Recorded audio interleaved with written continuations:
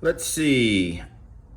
I've got all the MIDI parts done for Roadracers. I had to rebuild them from one original MIDI track, and then just rebuild all the other parts from that. Anyways, the last thing I need to do is add controllers, and I need to add a sustain pedal to the bass part. Here's what it sounds like without the sustain pedal.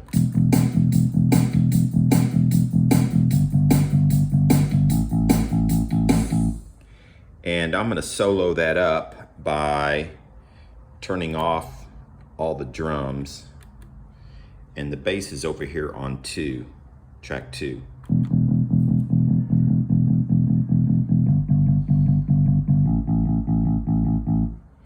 And I wouldn't have even noticed that it was, that the sustain pedal was needed until I went back and listened to the tracks, the actual audio tracks from the soundtrack that the studio, at that time Showtime, sent out to me and Johnny Reno. Okay, so here's what I'm gonna do. I'm gonna go to Edit over here. Then I have to pick the track. Let's go to 2.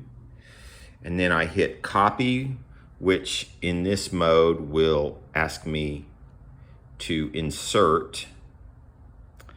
And let's see if I can do this with one hand while I'm filming. So I have to go Insert, and then Page Up.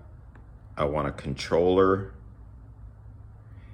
And then I have to hit Record way down here.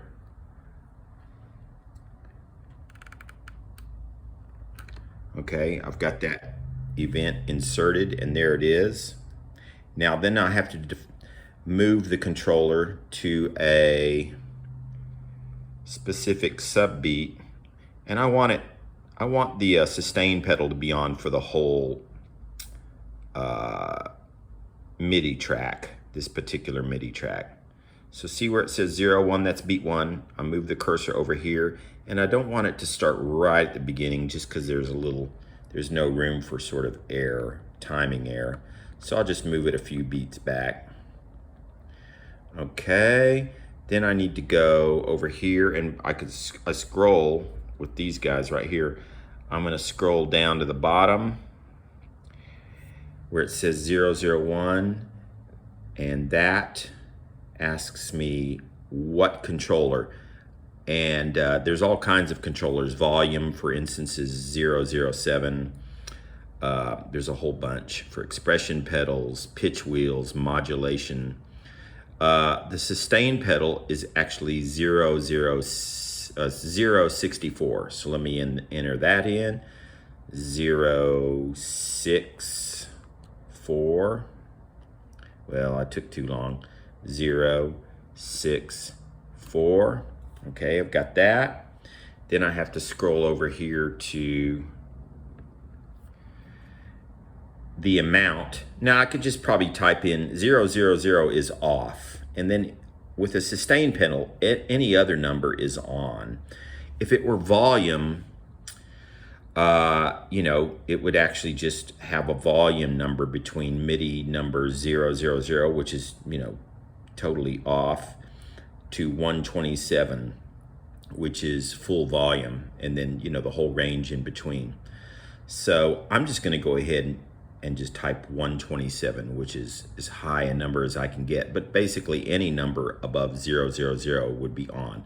So I'll type that in, 127. I've got that right there. And then I need to go over here to MIDI channel where it says 01, and I have the bass on channel 2. So I have to go over there and change that to channel 2. And I'll just hit the plus button to change it. Okay, and then I can turn off edit, and let's listen to that.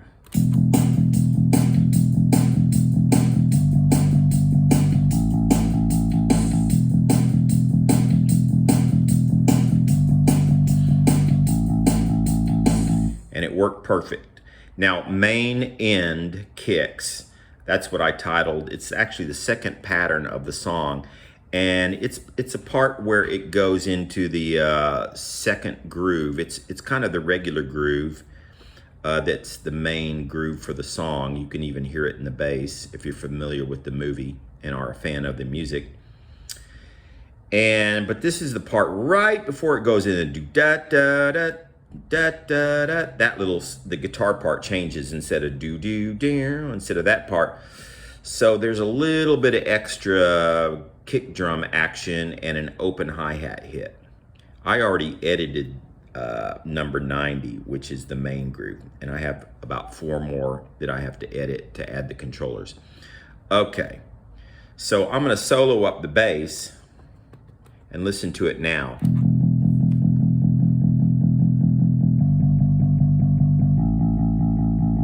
So you can hear the bass notes are sustained right up to the beginning of the next bass note. Now, long time ago, over here on my keyboard, which I used, this is the actual keyboard and the actual sequencer I used for Midnight Rumble.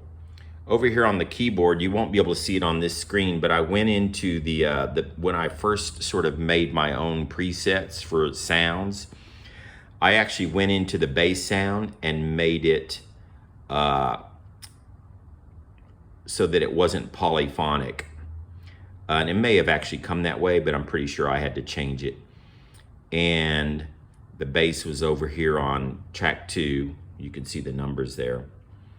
And I made it so that even if a sustain pedal is on, when you change bass notes, the sustain pedal won't last over into the next bass note, which would be a mess because you'd have bass notes sort of sustaining and overlapping each other, which you usually don't want on a bass. Usually bass is just playing one note.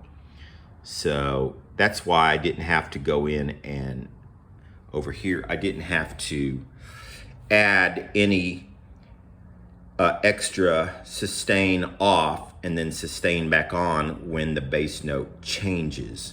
If it was some other instrument like piano, I'd have it set at the beginning, then I'd have to change it right here off and then back on, then off and on again, and then off at the end of that, and then it would be back on at the beginning if it was looping.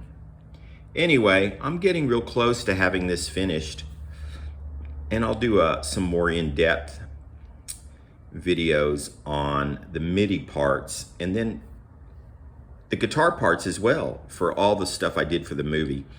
It's just taken me a while to look all of this stuff up. It's over here on floppy disks. This is the actual disc I saved it on. So you can see this is like 1994 technology, which is pretty cool. I have to say it's fun using all this stuff, and I'm glad I held on to all this equipment. The last time I really used any of this stuff for anything serious was maybe back in about 2015. Actually, even before that, 2013 for a country record I was doing for a guy.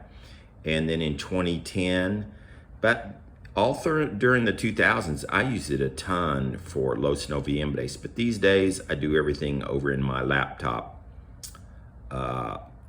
using Logic and Ableton Live. Okay, there's a little sort of inside baseball, as we say, in the United States for the fans of the movie who live overseas. That's kind of just a way of saying background information. Okay, hope you enjoyed that.